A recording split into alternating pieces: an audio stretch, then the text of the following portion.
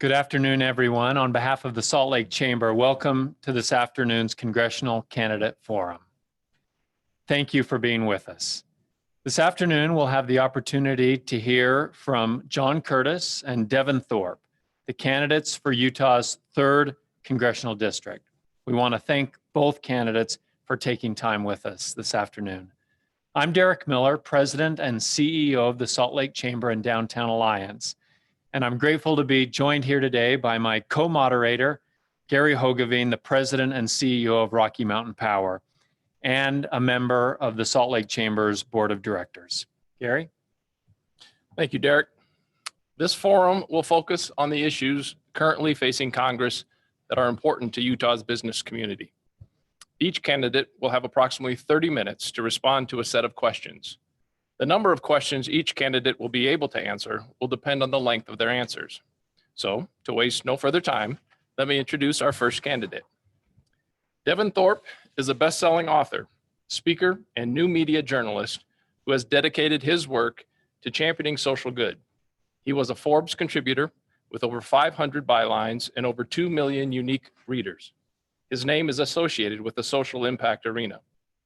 Mr. Thorpe was the host of Your Mark on the World show, where he has interviewed some 1,200 individuals out to change the world, including celebrities, CEOs, billionaires like Bill Gates, entrepreneurs, and others who share his commitment to changing the world.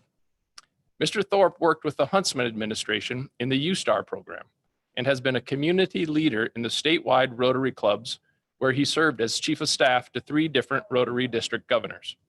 He was also the chairman of the Mountain West Capital Network and is now the Democratic candidate for Congress in Utah's 3rd district. So with no further ado, let us ask the first question. Mr. Thorpe, for those who don't know you yet, what do they need to know as they decide whether or not to vote for you? Well, thank you very much for hosting today, and I appreciate very much the opportunity.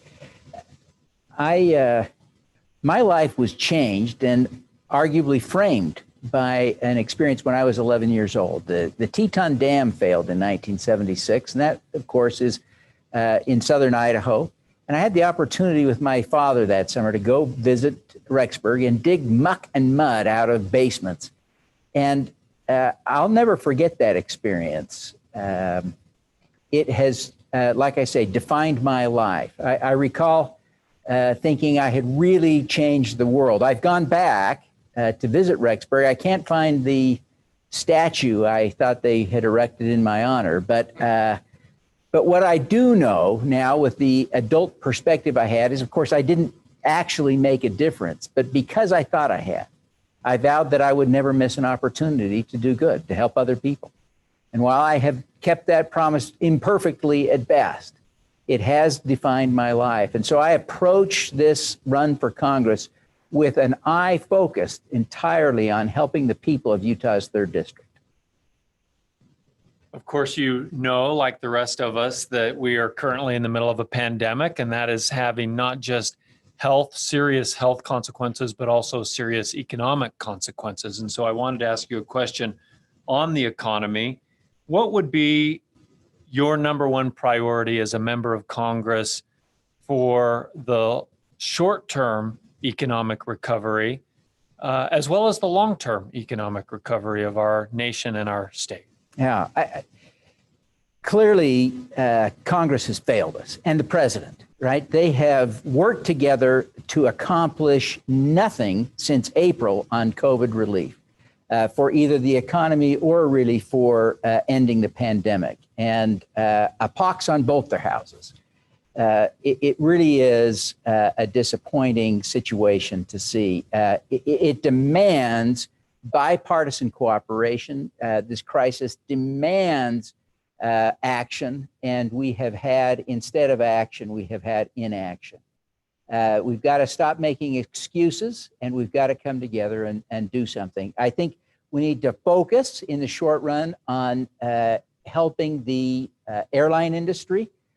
Remember, Utah's economy has a tremendous amount of tourism tied to it. And so it is essential that the airline economy be preserved. But we need to focus that aid on the industry on keeping jobs, to make sure that people are employed and if possible, return to work. 40,000 people were laid off at the beginning of October because Congress failed to act along with the president. We also need to be looking at small business support, right? We need more PPP type loans and aid to small businesses.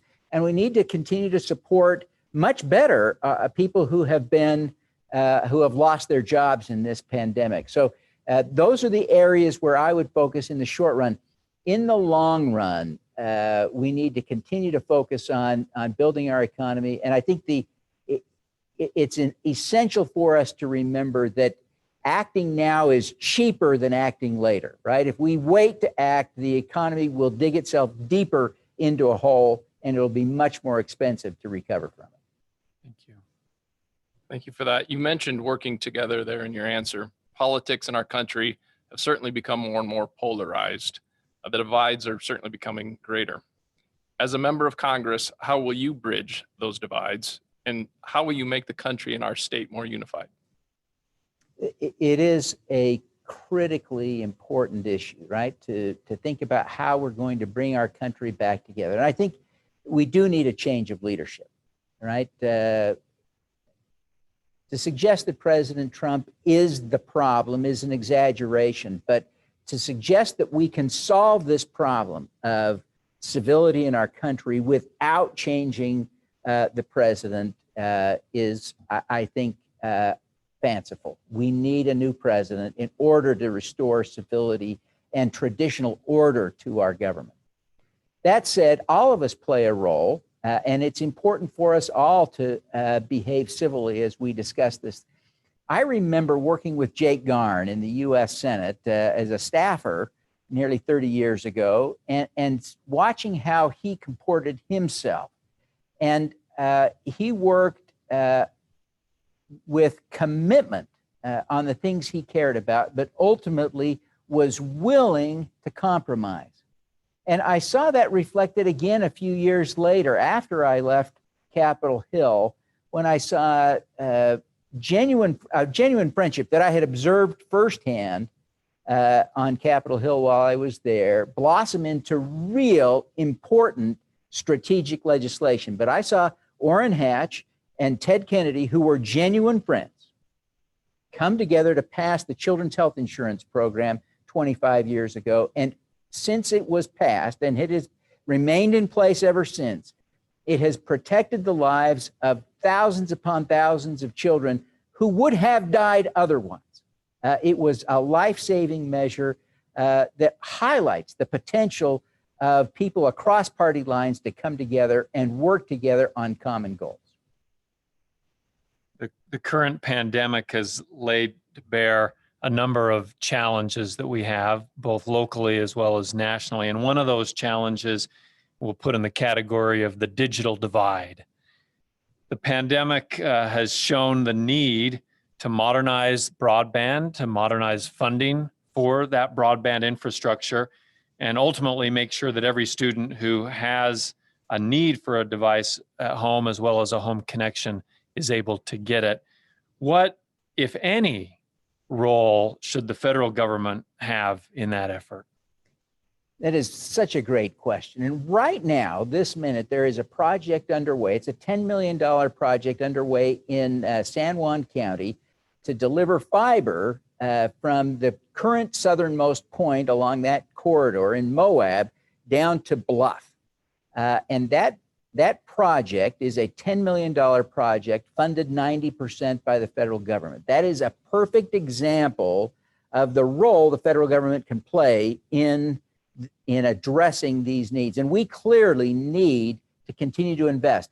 I think there's a really special opportunity with this next generation of wireless technology, with 5G, to create better incentives for our carriers to actually take responsibility for installing more antennas in rural areas, because that solves the broadband question if we can get them to do that. So we're going to have to look at how we create federal incentives for the actions we want in the marketplace. A perfect example of how the federal government can leverage markets to do the good we want them to do. But we also have problems with devices. And we've got to look at, I think the opportunity there is to build on Title I. Right? My wife is a school teacher, and most of her career was spent in Title I schools, where federal subsidies were provided to help schools that were otherwise in low-income neighborhoods. And we can use that channel and beef it up with some additional funding to target making sure that children in those schools get the devices they need to have the same educational opportunity as kids in the rich neighborhoods. I want to ask a question a bit close to my heart at Rocky Mountain Power. With the recent tariffs and the pandemic, supply lines for our goods and manufactured products have been strained. In fact, at Rocky Mountain Power, we have some foreign source material that was significantly delayed due to the pandemic. What steps would you take to improve our critical supply chain logistics? Well, this is a critical thing. You know, it's not just Rocky Mountain Power. Let's be clear that almost every company in Utah imports something, and many export things. And so having a free trade and efficient markets is incredibly important. Now, I say free trade. What I really mean is fair trade. As I think about my personal evolution from free trade Republican to proud Democrat, it is the nature of trade that I think is a perfect example of my transition.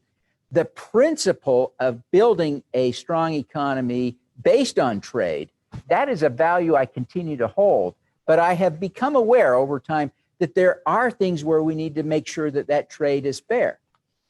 I think President Trump has been incredibly clumsy in trying to address this legitimate need. And it's imperative on Washington to come together now and to develop rational practices for making sure that trade is fair and efficient so that Rocky Mountain Power can get the goods it needs, and all of the exporters in Utah have the renewed opportunities to ship effectively and sell their goods abroad. Well, we've tackled some tough issues from the economy to supply chain and solving our political divides. Are you ready for an easy one now? Sure. Here. How about fixing immigration? Oh, good. I think it's fair to say, at least certainly from the chamber and a Utah business community standpoint, that our current immigration system is broken. It creates uncertainty for those who are trying to navigate that system, and it also creates uncertainty for businesses here in Utah, for employers really in every sector of the economy. As a member of Congress representing Utah, how would you address our current immigration needs? Well, first, I accept absolutely the premise of the question, which is that the America's immigration system is broken. And it's not just broken because Donald Trump wanted to build a wall. Democrats have made much hay out of that, but the fact is they haven't offered a real meaningful alternative to building the wall for dealing with our immigration problems. And it's time we got serious about dealing with this. And the first thing we must do is enact federal legislation to provide a path to citizenship for America's dreamers. And parallel with that, we need to make sure that we create a structure whereby their family members can become permanent residents of the country. We've got to bring more of the immigrants that are undocumented out of the shadows and into the workforce legitimately. It will address so many needs and bring down costs, including in the housing sector, if we have better and more able workforce. And we can address that further by expanding on guest worker programs to make it easier for people who live abroad, who are international, to come to the United States, work for a time, and leave, and come back and leave. I think there are tremendous opportunities for us to improve our immigration system, and I will work toward addressing these with a focus on Utah values focused on family. Thank you. I was looking for another simple question. I didn't find one. So I'll go on to my next one on the federal deficit. Are you worried about the federal deficit? And if so, how will that inform the policies you will support? it is impossible for any of us not to worry about the federal deficit. One of the just unbelievable features of the last 4 years is that we have grossly expanded the deficit even before 2020 under the leadership of Republicans who claimed to be focused on conservative politics and protecting the budget, et cetera, et cetera. So we've had a complete and utter failure to respect budget deficits. So that is clearly an issue. That said, let's focus on where we are right now. If we don't get serious about restarting our economy, we could end up in a situation where we have run massive multiple trillion-dollar deficits for years to come. We've got to boost the economy. We've got to focus on stimulus and getting things back in the right order, and then we can deal with balancing our budget as we strengthen the economy. And I'm committed to that. Let's shift our attention to a very local issue for most people, and that's one of housing affordability. As you know, Utah suffers from one of the greatest housing shortages as well as affordability challenges in the Western U.S. Members of the chamber are increasingly concerned that employees can't find housing, let alone housing that's affordable and close by their workplace. Does the federal government have a role in addressing the need for affordable housing in your district? Absolutely. Let's remember, of course, that when you go and take out a mortgage and you buy a home and you spend an hour at the closing table signing documents, almost all of those documents grow out of federal regulations. So there is already a massive hand in housing affordability from the federal government. So clearly the federal government has a role, and we need to expand that role. But we also need to look at the other side of the equation, right? Housing affordability is a function of two things: the price of the house and the income of the buyer. And we need to work on the income of the buyer side of that equation. The workforce in America is not adequately paid. I will just make that statement across the board. I'm not talking about the top executives and business owners, but in fact, the people who make the widgets in this country, the people who make the hamburgers in this country, they are not adequately paid. And we need to address that. We need to address minimum wage laws. We need to address prevailing wage laws. We need to get serious about making sure that American workers are fairly compensated. And I am confident that we can do this in a way that protects the interests of small business owners and big business to grow the workforce and provide better workforce housing. Derek asked a question about local politics. Here's another one I think that we'd like to understand your views on: transportation. What are the largest unmet transportation needs in your district, and what would you do to address them? Well, great question. It is critical. Transportation is absolutely essential for our country. First off, you can't drive through the 3rd District without talking about and thinking about the incredible I-15 corridor construction project that seems almost always to be ongoing. But clearly, we've got to finish that project. We've got to acknowledge that. There's an opportunity like never before. In addition to transportation issues along the Wasatch Front, one of our most acute needs is air quality. And we can address transportation and air quality at the same time by investing in infrastructure, partnering, say, with Rocky Mountain Power to deliver more electric chargers along the Wasatch Front. That could make it much easier for people to adopt electric vehicles, and that will have a dramatic impact on our air quality. A third aspect in the district of transportation issues is rail. There is a rail line used only for hauling freight slowly down to Moab. If we upgrade that rail line so that it can carry passengers, we could conceivably run a regional rail line from Moab to the Wasatch Front, perhaps an extension of Front Runner that would allow us to service that amazing region of just spectacular tourism and beauty without necessarily needing more roads. So there's a huge opportunity there. About 60% of Utahns receive their health insurance through their employer. It's one of the highest in the country. And for most businesses, it is the second highest expense, which means that Utah businesses, as well as Utah individuals and families, are often struggling to manage growing healthcare costs. This, like immigration, is an issue that Congress has been grappling with for years. As a member of Congress, what would you do to help address this need? This is such an acute problem. You know, I've been a business owner for much of my career, and as a small business owner, I can tell you this is a stupid problem to have.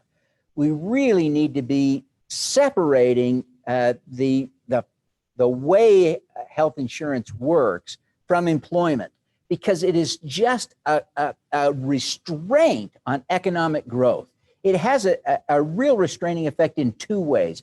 First, it's such a hurdle for small businesses that I think some small businesses fail simply because they can't get a policy in place that works for employees and they can't attract the right people, right, as a small business. So it's a restraint on economic growth from the small business standpoint, and also from a recruiting standpoint and from a career development standpoint. My wife has diabetes, type 1 diabetes. She got it as a tiny child and has lived with it her whole life. And so our entire career was spent managing this pre-existing condition problem as part of our career plan. It's such a silly thing for Utahns to have to worry about from trying to manage health insurance instead of focusing on a career. So we got to fix this system. Around the world, you know, some of my lefty friends like to say that every country in the world has a Medicare for all plan. It's just not true. There are a few countries that have a Medicare for all type plan, but the actual fact of the matter is every other industrialized country in the world does have a universal health care plan, but it isn't necessarily like the Medicare for all plan that we've discussed a lot in the last few years. In fact, they vary widely, and in Switzerland, for instance, they have all private insurance, but everyone in the country is covered. Now, I'm not saying that's necessarily the best model. It is the second most expensive model in the world next to ours. So, but we can look at this grand smorgasbord of models for health insurance and pick and choose the best features to put together a plan for our country, building on the Affordable Care Act to make it better and to work for everyone, including especially small business owners. Thank you. Although not always recognized as such, Utah really is a very diverse place. Here at the Salt Lake Chamber, we are actively engaged to make sure that this moment of focus on the importance of equality of opportunity, diversity, and inclusion does not pass without resulting in real change. As a representative of Utah in Congress, how will you ensure that Utah is viewed as, and actually is, an equitable, diverse, and inclusive place to live and do business? Well, Gary and Derek, first, let me commend you both for making sure this issue is on the table. This is just a critical issue. And Utah is no different than the rest of the country in some regards, including this, on this topic. We're not perfect. We have room for improvement, but I don't think Utah gets enough credit for being the leader that it is in some ways. Many people have lost sight of the fact that in Utah, there are specific provisions in state law that protect the LGBTQ community from discrimination on the basis of sexual orientation, et cetera, for workplace and housing. And that is not true nationally. There is no federal law on that. And most states do not have protections in their state law for that. So Utah is actually a leader. And I want to go back to Washington and demonstrate that we can, if Utah can do it, we can do it anywhere. Now, it's just one example and one topic and one aspect of diversity. And there are so many, right? The discussion of Black Lives Matter has been on the agenda this year, and Utah needs to lead there too. But I am confident that we can go to Washington, we can lean into our history, and I think Utahns desperately want to lean into their anti-racism, right? We want to do the right things. I'm proud of Utahns for leaning in on this, and I'm willing and eager to go to Washington to work on this. Let me ask you a follow-up question to that, a little bit broader. But you mentioned, Utah's example and the influence that we can have. What would you do as a member of Congress to help unify our congressional delegation and amplify that influence back in Washington, D.C.? I appreciate that. It's actually an easier question than you might have thought, but I want to make sure that Utahns appreciate that if they elect a Democrat in this district or in any other, that you get more bang for the buck. And the reason is that Democrats are clearly going to be the majority party in the House again.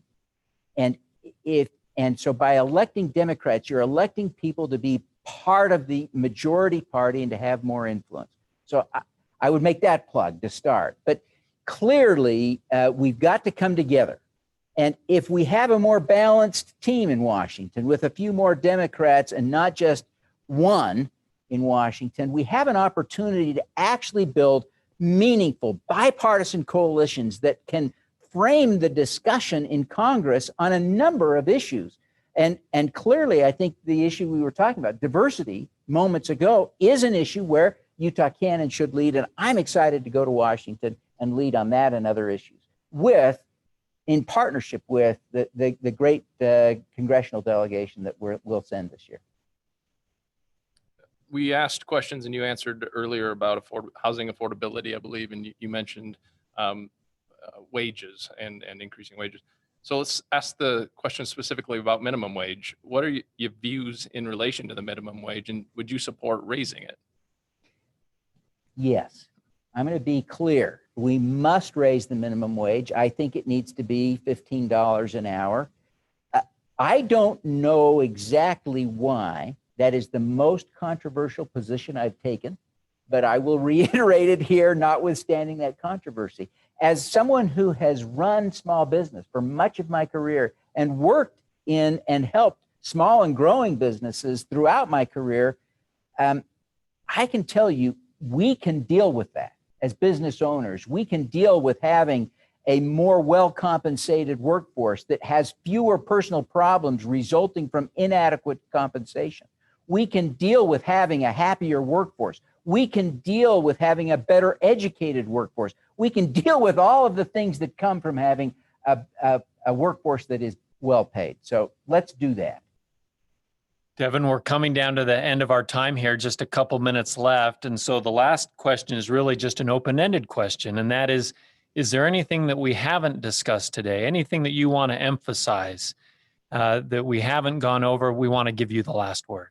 Well, I'm thrilled to be able to talk about that, especially here with Gary, because, one of my key priority items is climate change.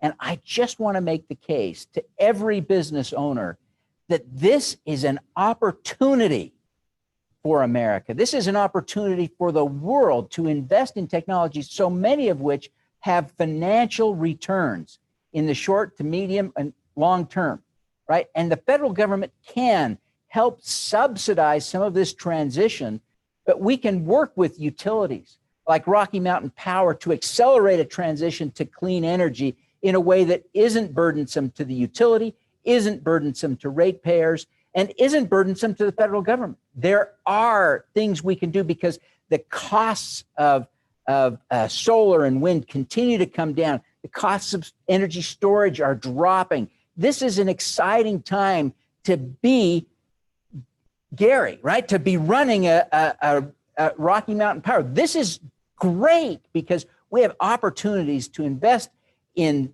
utility scale clean energy that has the potential to clean our air and to help with so many things, but especially with reducing climate change. So that is, I think the message I want everyone to take away from my candidacy is that climate change is an existential threat, yes, but more importantly, climate change is an opportunity. And if we will lean into that opportunity, we will create a better, stronger economy, businesses will prosper, and we will all be healthier as a result. Devin Thorpe, candidate for Congress from Utah's 3rd Congressional District. Thank you for joining us today. It's a pleasure. Thank you very much for having me.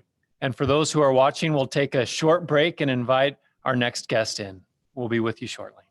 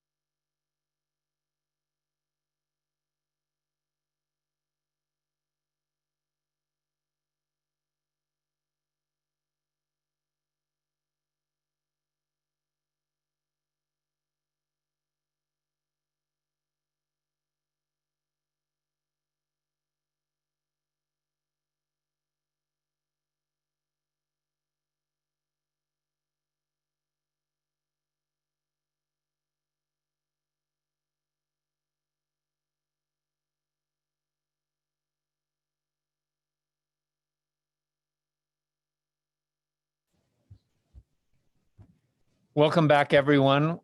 We're grateful that you've stayed with us, and we're grateful to have our next candidate. I'll turn the time over to my co-moderator, Gary Hogeveen, to introduce him. Thank you again, Derek. John Curtis is currently the representative in Utah's 3rd District. Prior to his election to Congress, Mr. Curtis served 2 terms as the 45th mayor of Provo City. Mr. Curtis was named the #1 top elected official on social media in 2015 by the Government Social Media Group and has been recognized by Forbes for his commitment to citizen engagement. During his terms in office, the city of Provo ranked #1 in the nation for business and careers by Forbes, as well as #1 for well-being by Gallup. Since his election to Congress, his focus has been being an accessible and effective representative who focuses on representing Utah. He has held over 200 town hall meetings in 3 years and has passed 7 bipartisan bills that have all benefited Utah. Prior to becoming mayor, Mr. Curtis was a small business owner in Provo, working with his partners to build their business Action Target, where he led sales and operations strategy. Congressman Curtis and his wife Sue have 6 children and 7 grandchildren. He speaks Mandarin Chinese and is certain that he owns more socks than you do. With that, let me ask the first question, Congressman. For those that may not know you yet, what do they need to know as they decide whether to vote for you? Excellent. Before you answer that, let me just jump in and say thanks, Gary. Derek, it's really good to be here with both of you. And thanks to the chamber. I'm a big fan of the chamber. I've been the chamber on the board down in Utah County for a long time. And really just value the work that you do on so many levels up here. I would hope people would know this about me. And Gary, you shared a lot of it, but I come to this in a really unique, from a really unique perspective. I worked for one of the greatest companies in the Valley here, O.C. Tanner, for a decade. And I was tutored by some of the best and had an opportunity to learn and grow in a company that had lots of resources, lots of leadership, and did that for a decade. And then I had this entrepreneurial bug, and so I jumped into to owning my own business with my partners. And all those resources and all that great things that we had at O.C. Tanner, we had none of. As a matter of fact, we used to brag when we would wear a hole in the carpet, to show how thrifty we were. But both of those experiences were extremely valuable to helping me in Congress and understanding what businesses go through and the difficulties of businesses. And then, of course, I had almost a decade as provost mayor and was able to merge that business experience with government experience and really feel like that's prepared me well to be a congressman now in the United States of America. It would not surprise you to hear me say that we're in the middle of a pandemic. That, of course, has both health consequences, serious health consequences, as well as serious economic consequences. As a member of Congress, what is or do you believe that Congress's first priority should be in an economic recovery for both the short term and the long term? Well, it's a great question, and I can tell you, let me kind of answer it from the perspective of hindsight and perspective of moving forward. For the last 3 or 4 months, I can just tell you it's been the number one priority of our office to do 2 things. The first was to influence the legislation, and I got to tell you that was a little challenging because it was all originated in the Senate. By the time it came over to the House, we got a thumbs up or a thumbs down vote on it. But we did listen very carefully to the individuals and businesses and try to influence that through our senators and influence that legislation. The second piece of that was helping businesses and individuals take advantage of what the government had put together, especially the PPP loans. And I'll just tell you, my staff and myself were 24/7 working with businesses, and I'm really proud that Utah and my district actually took a disproportionate amount of use of that PPP money, and we credit that, I think, in many ways to us helping them access that. Now, moving forward, we've got to acknowledge and realize a lot of people are still hurting. And I just did a trip down south through my district, particularly our hospitality industry. I was in Moab, and we have a lot there in the hospitality industry.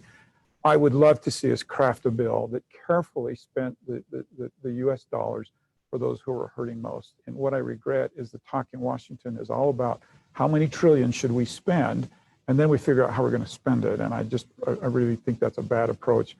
We do need to help people out, but I don't think we need to throw a couple of $1 trillion at it. Thank you. People are concerned about how we govern, and specifically about the relationships between both sides of the aisle. Politics in our country, country have become more and more polarized. The divides are becoming greater. As a member of Congress, how will you bridge those divides, and how will you make the country and our state more unified? That's a great question. It's probably one that I hear. It's clearly in the top 3. COVID usually dominates, but I hear that everywhere I go in my town hall meetings. And I would say I'm very proud of my record on this. You mentioned in the start, we passed 7 bills all the way through law. You cannot get a bill to the president's desk unless it's bipartisan. And every one of those bills had a strong Democratic co-sponsor with it as well. And I'll just tell you a quick story, if I may. One of the most difficult bills was the Emory County Public Lands Bill. And somebody on the Natural Resources Committee who was very influential was Representative Lowenthal, a Democrat from California. And we went to see him, and we laid out all the maps on the table, and I looked him in the eye and said, Representative, I want it to get to the point where you don't hate my bill. And we kicked off a great relationship, went back and forth, worked really hard on the bill to put provisions in it that could gain his support. And at the end of the day, he not only didn't hate it, sorry, double negative, but he actually voted for the bill. And today, pre-COVID, when we see each other in the hallway, I always get a hug from him. And I hope people realize and understand there's a lot more of that going on in Washington, D.C. than you get to hear about. The press wants to report when we don't get along, and there's plenty to report on. But I also want people to know there's a lot of good men and women on both sides of the aisle who show up, want to work together, and want to solve problems. One of the challenges that has been laid bare by the pandemic is what we refer to as the digital divide. Yeah. And it has certainly brought light to the need of every student to have a device and have an adequate connection in their home. How would you propose modernizing broadband funding to make sure that that can happen? And what, if any, role do you believe the government should play? Well, I think there's a substantial role, particularly in rural Utah. 4 of my counties are rural, and I just spent the time last week down there to go down there. And I'll tell you something that will surprise you. It surprised me. And that is, in a very short period of time, those rural counties are going to have better broadband than Salt Lake City and Utah County. And that's really true. And the reason for that is there's a great company down there, Emory Telecom, who's working with USDA grants. They couldn't do it without the grants because of the large distances, to help span those distances. And literally, we're going to have gig speed in most of those homes in 2 or 3 years. And that's something that we would envy up here, right in the Wasatch Front. And people are working incredibly hard. The San Juan County School District, I met with them, and while they're waiting for this implementation, they've deployed mobile hotspots. They're using radio to get to homes wherever they can. They'll be in about 70% of the homes by December. Now, the speeds are low, but they're getting there. And so I'm really impressed with that. But it really, to be honest, wouldn't be done without help in these grants. The other thing is these counties are 90% federal lands. And I've got a bill in right now that would expedite permitting across these federal lands, because it can take up to 9 years to permit going across these federal lands. And that's another thing that we can do, is reduce the regulations so these companies can get in there and serve these good people. I'd like to ask a question that is fairly important to Rocky Mountain Power, as we are building some new renewable projects that are foreign sourced for some of the equipment. With the recent tariffs and the pandemic, supply lines for our goods and manufactured products have been strained. And in fact, at Rocky Mountain Power, because of the pandemic, a few of these have slipped. What steps would you take to improve our critical supply chain logistics? Well, I wish we actually had an hour on this one, because it's a deep question and a really important question. So many of the businesses in the district are concerned about tariffs. And pre-COVID, I probably would have said that probably was their number one issue for many of them. And I have to admit, when President Trump first came out with his tariffs, I was very critical, and I saw the impact on our small businesses. But I will tell you, for the last 4 or 5 months, I've been on the China task force, and we've met every week, 3 or 4 times. Some of our briefings are classified, and we've just gone very, very deep. And what we see in China scares us. And I think it's fair to say that our relationship with China will never be the same. I think we've had our eyes opened with COVID and the way they handled that, and Hong Kong this year. Those 2 events really have opened up our eyes. And so I think it's really critical for our businesses, and especially our small businesses, to start exploring, and many of them have, alternative sources. Many are going to Vietnam. This really emphasizes the importance of the new NAFTA, the MCA, our trade relationships with Canada and Mexico and Europe, and are critical because of the strain on our relationship with China, which is really, unfortunately, not going to get better anytime soon. So far, we've talked about economic crisis, geopolitics, overcoming political divides. Are you ready for an easy one now? Oh, yeah, okay, good. Public lands, right? Even better. Let's talk about fixing immigration. Okay. So it's the position of the Salt Lake Chamber that our current immigration system is not working. Yeah. In fact, I think it'd be fair to say that it's broken. Yeah. And it creates uncertainty, both for those who are trying to navigate that system, as well as for businesses who are looking for employers in almost every sector of the economy and find uncertainty because of the broken immigration system. So as a member of Congress from Utah, what is your approach to fixing immigration? Yeah. Well, first of all, let me agree with you. It is broken. I don't think anybody would really dispute that. Second, let me applaud the chamber and political leaders and other community leaders that about a dozen years ago came out with the Utah Compact. And I want you to know that that's kind of like my backstop. Like, I feel like somebody's got my back, right? Because here's a document from the elected officials, the business officials, and other leaders in Utah who have said, this is the map, use this when you're back there. And I want people to know that's very important and extremely helpful. And if I'm not mistaken, we just renewed that compact recently, and that's very, very important. So first of all, that is my roadmap. Now, you mentioned the great strain on employers, and that's what I actually hear the most pre-COVID from employers is we just can't find the workers that we need. And so many of them have been reliant on a workforce who's willing to come to our state, work hard, obey the laws, pay taxes, and go back home. And we've made that so incredibly difficult. My team has looked really hard at this. And one of our answers has been what we call a state-sponsored visa program. And we would actually, the program would actually allocate additional visas right now to states. And states would be able to allocate those to the industries that are most needed in their states. And so that's going to vary, right, state by state. And that's why it's important to do it on a state basis, not a federal basis. And then we ask for accountability of the states. So if the states can't tell us where those employees are, and if they have stayed legal, then they lose their visas for the next year. If they can, then they get additional visas for the next year. And we're getting some momentum behind that bill. I think it's fair to say that right now nobody in DC is talking about immigration, right? COVID has really taken over the dialogue. But we are really hopeful that as we turn that corner and start talking about immigration again, that this will be one of the things that would be considered. Now, let me also say, my experience in DC of 3 years has taught me this. We're not going to have a perfect immigration bill.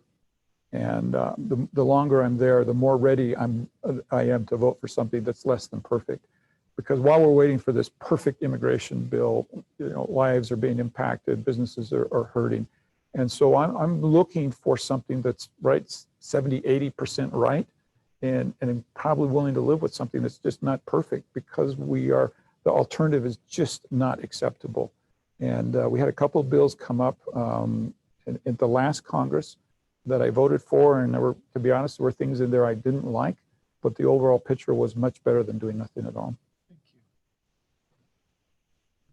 We've certainly had many rounds of stimulus spending and pandemic bills that have been passed and still working on some, I understand. It brings up a question about the deficit, the federal deficit. Are you worried about the federal deficit? And if so, how will that inform the policies that you'll support?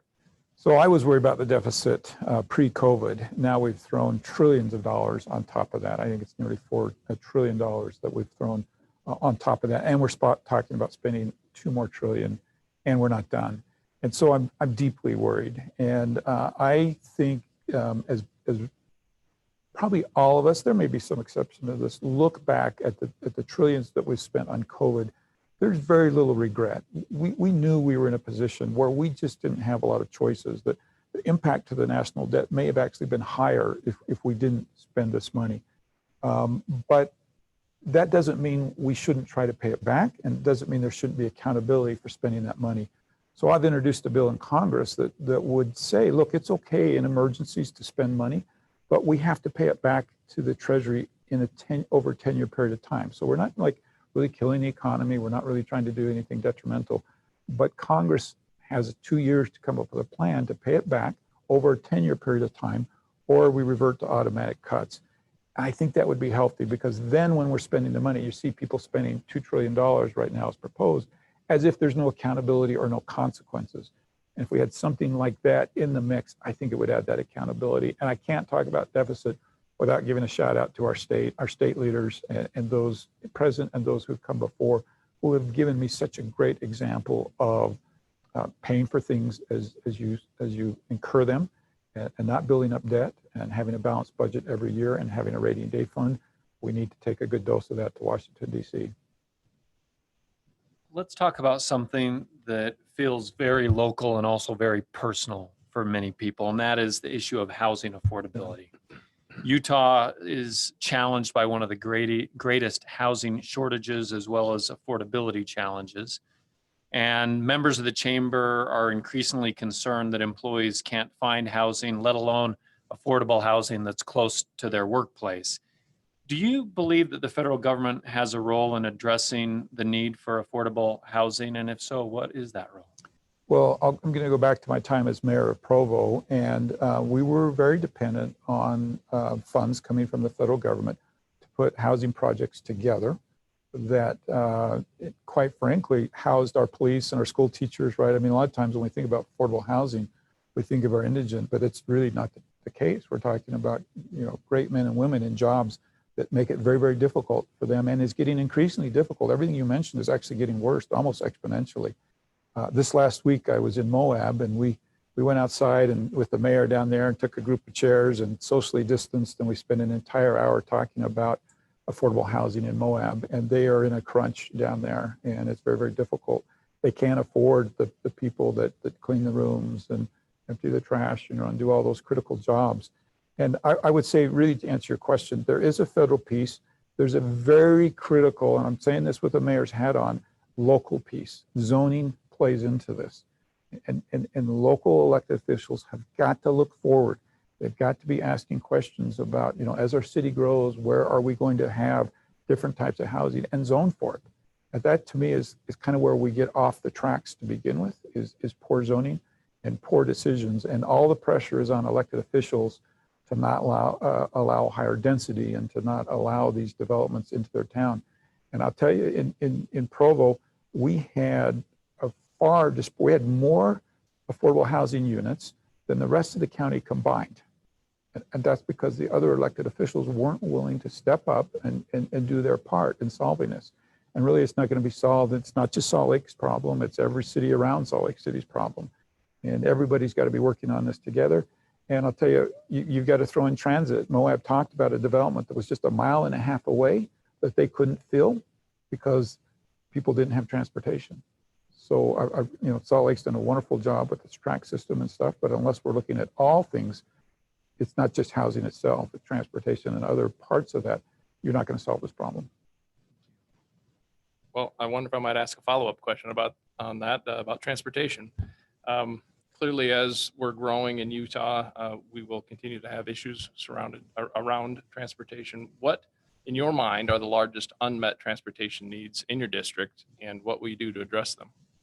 Well, that's a hard question, because I've got a part of Salt Lake County and a good percentage of Utah County, and then I've got a lot of rural, and I've got Wasatch County, and each one has very unique needs dealing with transportation. And I'm smiling too, because as a mayor, I remember this very important lesson, which is if you take $1 of federal money, you increase the cost of your project by 30% because of the duplicative regulations that come into it. So I think the best answer to that question that spans the different needs in my district would be to pare back these federal regulations. I'm not talking about ones that impact the environment or safety. Clearly, cities and towns in the state are building roads, meeting the environmental demands and meeting the safety demands.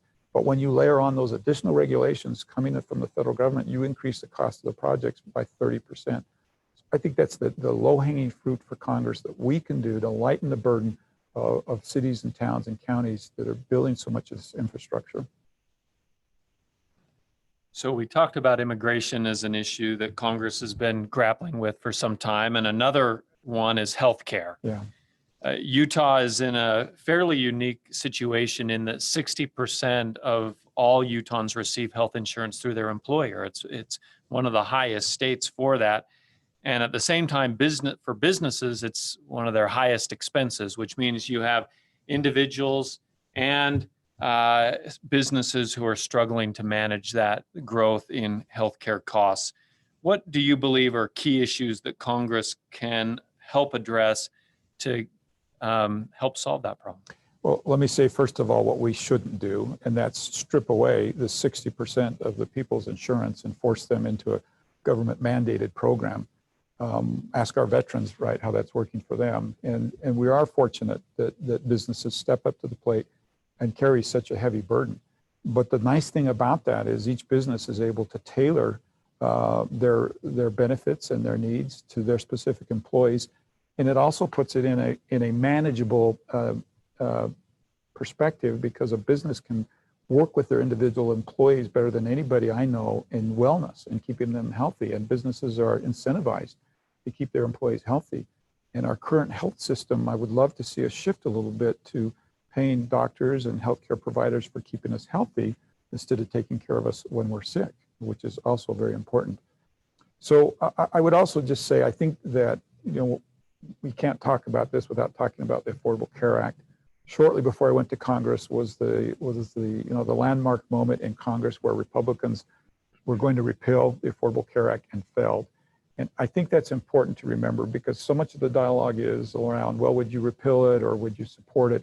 And the reality of it is that train has left the station. It is the law of the land. And really what we should be doing is focusing on making what was the Affordable Care Act a better act. And to be honest, we've done quite a bit, and I don't think it gets enough attention. On a very bipartisan basis, we took away the Cadillac tax. We're working on a medical device tax.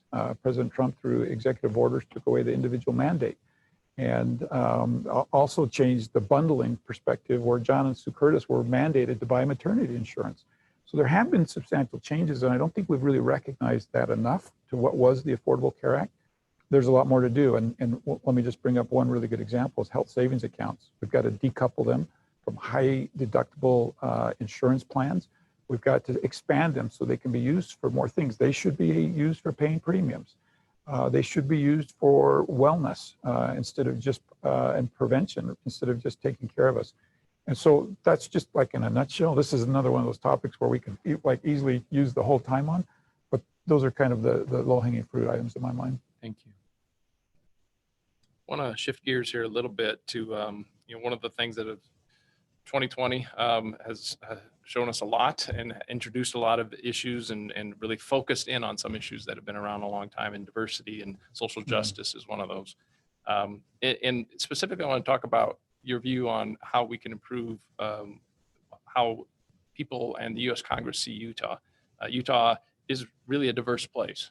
It's not always recognized as much, but as a member here at the Salt Lake Chamber, we're very proud to be engaged so that we make sure that this moment of focus on the importance of equality of opportunity, diversity, and inclusion does not pass without resulting in real change. As a representative of Utah in Congress, how will you ensure that Utah is viewed as and actually is an equitable, diverse, and inclusive place to live and do business? I don't think I can answer that question without really talking about me personally, right? Like, what am I, how are my views impacted? And I've got to admit, kind of the elephant in the room on this is, let's call it what it is. I grew up in the 60s and 70s on the east side of Salt Lake City.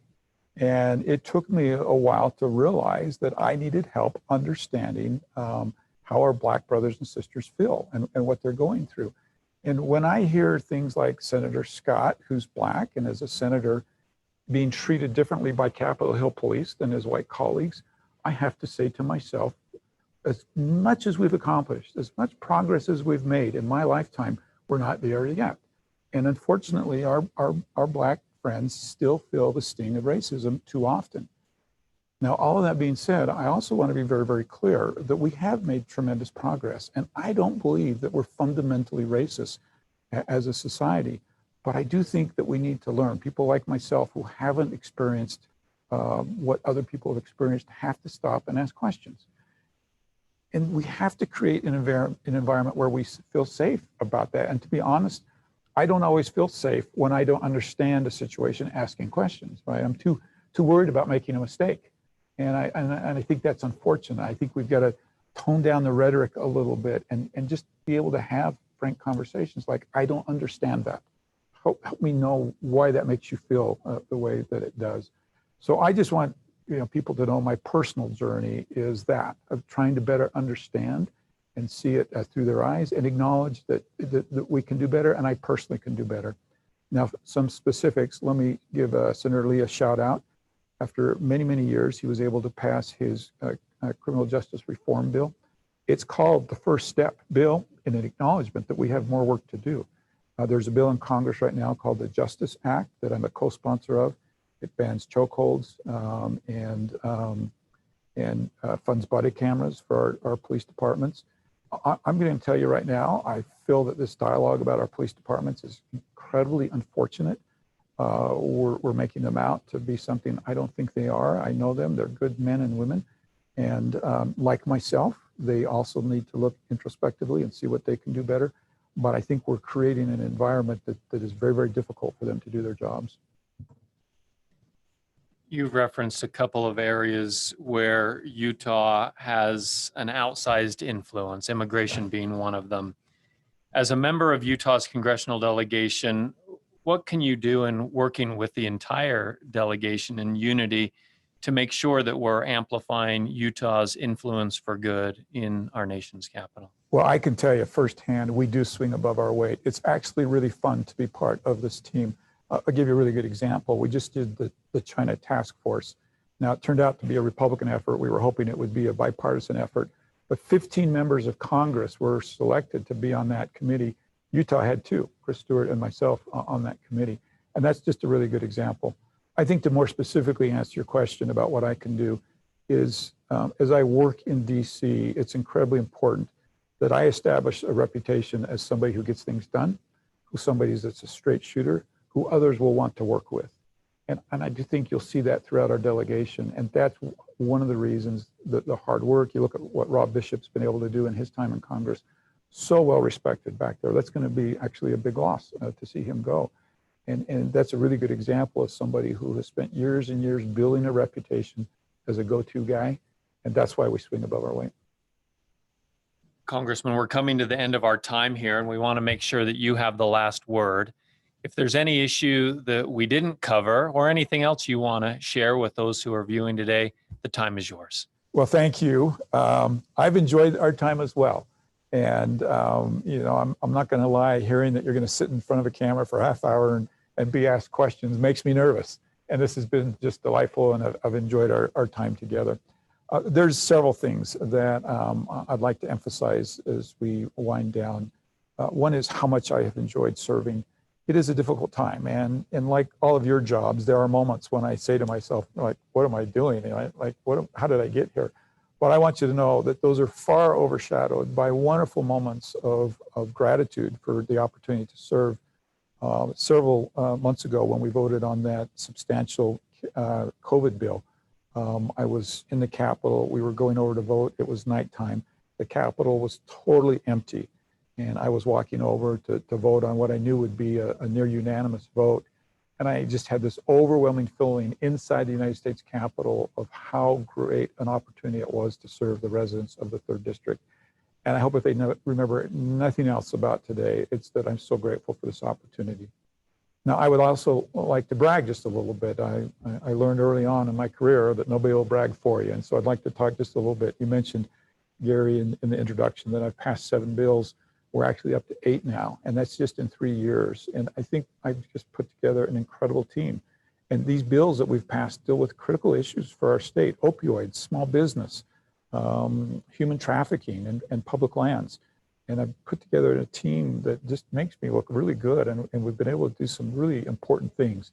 And so it's important for my district to know that we've been able to be successful to get things done. But I also want people to know that I view myself as a problem solver. I think my experience in business and being a mayor provost helped me be a problem solver. So much that's asked of a member of Congress doesn't have anything to do with a vote or bills that are passed, but has to do with difficult problems. For instance, down in San Juan County on the Navajo Reservation, for years and years and years, we've been unable to solve the problem of these roads that are not paved, that are washed out, and school kids miss as much as 20 days per year because these roads are not maintained. Well, it's hard because it's a sovereign nation. The Navajos is a sovereign nation, and the county plays a role in this.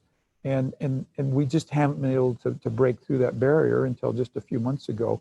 And that's the type of problem solving that I'm talking about that is really important part of my job. I'd also like to say how much I enjoy this crazy idea of town hall meetings. We've done over 200. Now think about that. That's an average of about 1 every 5 days. There were weekends when I'd come home and I would do 2 on a Friday and 3 on a Saturday. And finally I said, wait, that pace is too quick. But I love interacting with my residents and I love hearing from them. And once again, I'm just really grateful for the opportunity to serve. John Curtis, candidate for Congress from Utah's 3rd District. Thanks for joining us today. Thanks very much. And thanks to all those who participated virtually as well. We want to make sure that you know about our final series, our final forum in this series. Instead of Meet the Candidates, this Thursday we will have Meet the Judges, casting informed votes in the judicial retention election. Thanks again.